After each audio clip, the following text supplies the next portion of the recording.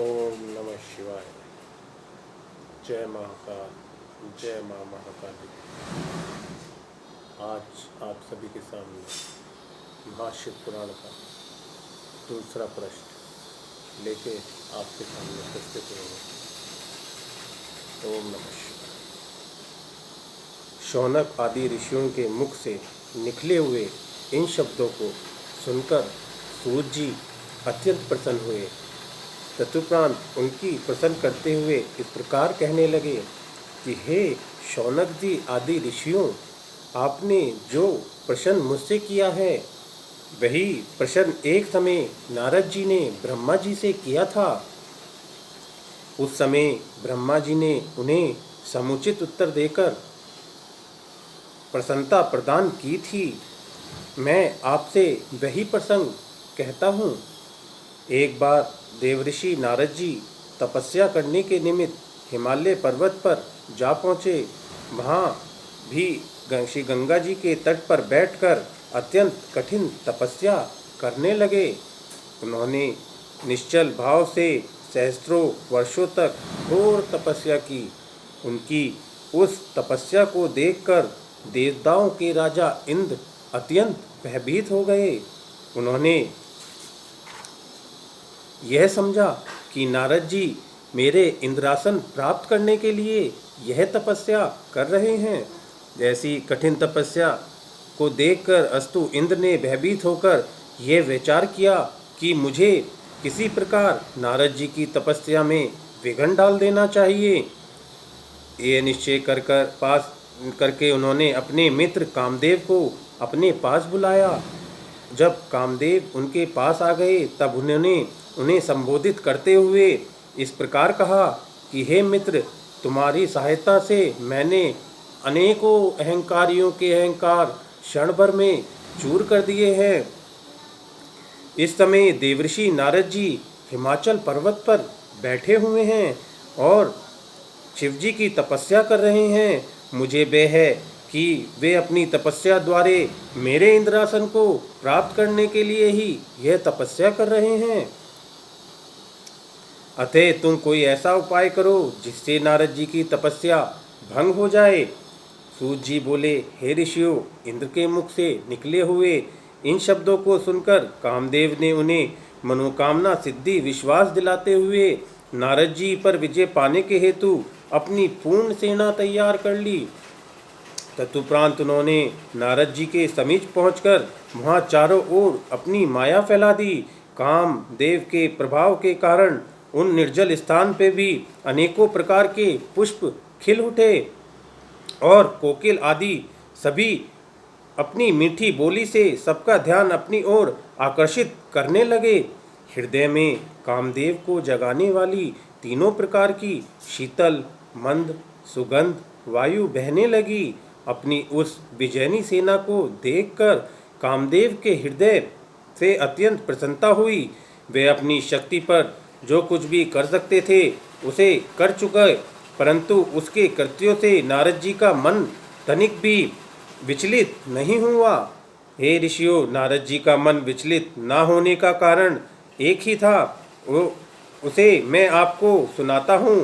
कारण केवल यही था, जिस स्थान पर नारद जी बैठे हुए थे तपस्या कर रहे थे उसी स्थान पर एक बार पहले सदाशिव जी ने कामदेव को जलाकर भस्म कर दिया था। तदुपरांत उसे जीवित होने का वर देकर यह कहा था कि अन्य स्थानों पर तेरा प्रभाव भले ही हो जाए, परंतु इस स्थान पर कभी कोई प्रभाव नहीं होगा। यही कारण था जिससे कामदेव निराश होकर लज्जित होकर इंद्र के पास वापस लौट आए और उन्हें अपने निष्फल मनोरथ होने का वृतांत कह सुनाया। कामदेव की बात सुनकर देवराज इंद्र की सभा के संपूर्ण सभासद नारद जी की स्तुति और प्रशंसा करने लगे। हे ऋषियों, इधर अपनी तपस्या के पूर्व हो जाने पर नारद जी को योग दृष्टि द्वारा जब यह ज्ञात हुआ कि उन पर विजय प्राप्त करने के लिए यहाँ कामदेव आया था, परंतु वह असफल होकर लौट गया है, तो उनके हृदय में कुछ अहंकार व्याप्त हो गया। उन्होंने ये समझा कि कामदेव से अधिक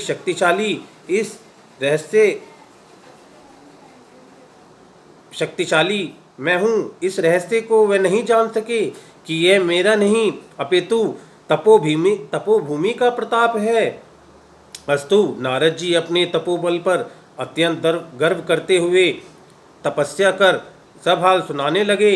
नारद जी की बात सुनकर शिवजी ने उन्हें समझाते हुए कहा, हे देव ऋषि, कामदेव पर विजय पाने की संपूर्ण तीनों लोकों में किसी सामर्थ्य तीनों लोकों में किसी के पास नहीं है। तुमने मुझसे जो ये बात कही, परंतु मैं तुम्हें समझाता हूँ कि तुम विष्णु लोक में जाकर इस बात को मत कह बैठना। तुम इस बात को अपने मन में गुप्त ही रखना।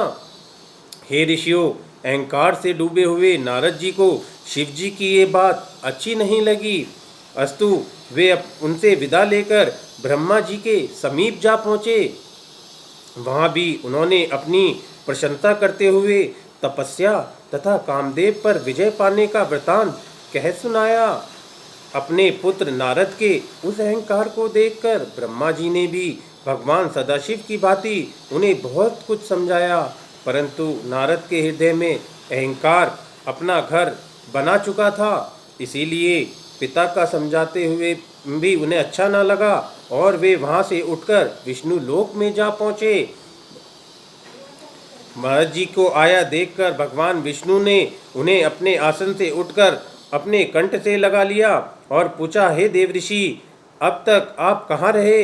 ये सुनकर नारद जी ने अपनी तपस्या तथा कामदेव पर विजय पाने का सब हाल संपूर्ण वृतांत भी कह दिया। ये समाचार को सुनकर भगवान विष्णु शिव जी की इच्छा समझकर मन ही मन हंसते हुए बोले कि हे नारद जी, जो मनुष्य ब्रह्मज्ञानी नहीं है और परब्रह्मा की आराधना से रहित है, उन्हीं के हृदय में मोह की उत्पत्ति होती है। आप तो ब्रह्मचार्य व्रत को धारण करने वाले हैं और तथा भला कामदेव आपका अनिष्ट कैसे कर सकता है? भगवान विष्णु के मुंह से इन शब्दों को सुनकर नारद जी और भी अहंकार में भरकर तथा इस प्रकाश अभिमान पूर्व वचन बोले कि हे प्रभु, मुझे ये शक्ति आपकी कृपा से ही प्राप्त हुई है।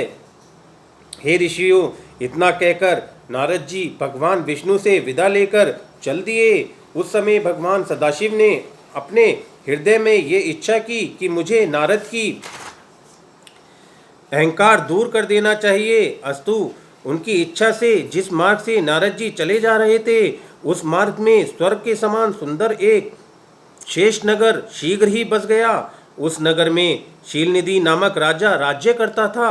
जिस समय नारद जी उस नगर से होकर जा रहे थे, उसी समय उस राजा की कन्या का स्वयंवर का आयोजन हो रहा था। उस राजा कन्या की सुंदरता का संपूर्ण संसार मुग्ध था। नगरवासियों द्वारा जब नारद को यह वृत्तांत ज्ञात हुआ तो वे स्वयं सभा में जा पहुँचे। तब राजा शीलनिधि ने अपनी सभा में नारद जी को पधारते हुए देखा तो उन्हें अपने आगे बढ़कर उनका अत्यंत सम्मान किया।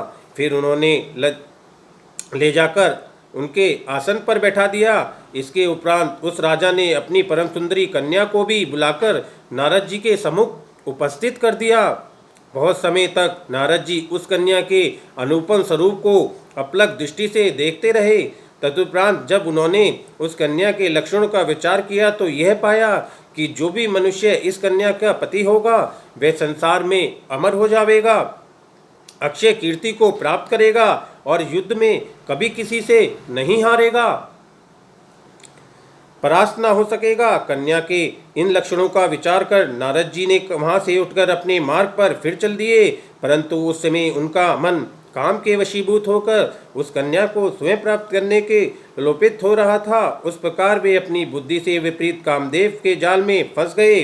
उन्होंने ये भी विचार किया कि जब तक मैं सुंदर नहीं हूँ, तब तक मुझे उस कन्या का मिलना असंभव है, क्योंकि स्त्रियां सुंदरता को ही अधिक प्यार करती हैं। अस्तु, मुझे ये उचित है कि मैं भगवान विष्णु से उनकी सुंदरता मांग लूं और राजकुमारी को मोहित कर अपने साथ विवाह करने के लिए उसे तैयार कर लूं। हे ऋषियों, इस प्रकार निश्चय करके नारद जी वहीं मार्ग से एक स्थान पर बैठकर श्री विष्णु का ध्यान करते हुए ये प्रार्थना करने लगे कि हे प्रभु, संसार में आपके समान मेरा हित चाहने वाला और कोई नहीं है। अस्तु आप यहीं पर प्रकट होकर मेरे मनोरथ को पूर्ण कर दीजिए। नारद जी की इस प्रार्थना को सुनकर श्री विष्णु जी उसी स्थान पर प्रकट हो गए। जब नारद जी ने उन्हें अपना मंतव्य सुनाया तो उन्होंने उत्तर दिया कि हे नारद, जिस प्रकार वैद्य रोगी की इच्छा के प्रतिकूल भोजन देता है, उसी प्रकार मैं भी तुम्हारी सेवा करूंगा।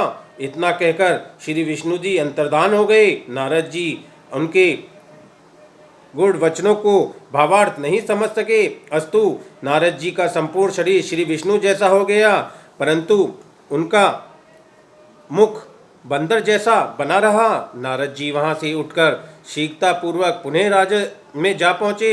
नारद बारंबार उचकते हुए मन ही मन ये विचार कर रहे थे। प्रसन्न होने लगे कि अब राजकन्या मुझे छोड़कर अन्य किसी के शरण में नहीं जाएगी तथा किसी से विवाह नहीं करेगी। उस समय नारद जी ने इस नए स्वरूप को कोई देख नहीं सका, अस्तु उन्हें अपने नारद समझकर ही प्रणाम किया। भगवान सदाशिव के दो गण जो ब्राह्मण का रूप धारण किए हुए बैठे थे, उन दोनों ने ये रहस्य छिपा न रह सका। अस्तु वे दोनों नारद जी के पास जाकर बैठ गए। उन्होंने मुस्कुराते हुए नारद जी से कहा कि हे मुनिश्रेष्ठ, आपको तो भगवान विष्णु ने अत्यंत सुंदर मुख प्रदान कर दिया है, भला अब राजकन्या आपको छोड़कर किसी अन्य को स्वीकार कैसे करेगी। सूत जी ने कहा, हे शौनक जी ऋषियों, इसी बीच वह राजकन्या भी संवर सभा में आ पहुंची। जब उसने नारद जी के इस भयानक स्वरूप को देखा तो वे अपने मन में अत्यंत अप्रसन्न हुई और मुंह फेर कर दूसरी पंक्ति में अपने लिए योग्य पति ढूंढने लगी। उधर नारद जी को ये दशा थी कि वे बारंबार उचक उचक कर चारों ओर से उस राजकन्या के समीप पहुंचने का प्रयत्न करते थे। शिव जी के वे दोनों गण नारद जी को इस दशा को देखकर परस्पर और अधिक हास्य कर उठे। ठीक उसी समय भगवान विष्णु जी उस सभा में आ पहुंचे। उन्हें देखते ही राजकन्या ने प्रसन्न होकर उनके गले में वरमाला डाल दी। यह देखकर अन्य सब राजाओं को निराश हुए ही देवऋषि नारद अत्यंत विफल हो गए।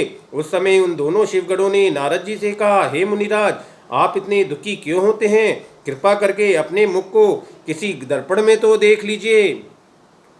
ओम नमः शिवाय। ओम नमः शिवाय। दोस्तों, कभी किसी चीज़ का अहंकार नहीं करना चाहिए, क्योंकि जो इस सृष्टि का मालिक है भोलेनाथ शिव शंकर हमारे पिता, वो उनकी बिना इच्छा के एक पत्ता भी इस दुनिया में नहीं हिल सकता। हम किसी लायक, किसी तपस्या के लायक जो भी होते हैं, सब उन्हीं की कृपा है। इसलिए अहंकार को हमें कभी अपने इर्द गिर्द नहीं आना चाहिए। आज दूसरा अध्याय शिव पुराण का समाप्त हुआ। कल तीसरा अध्याय आपके सामने लेके प्रस्तुत हो। ओम नमः शिवाय। जय माँ महाकाल, जय माँ महाकाली। हरि ओम नमः शिवाय।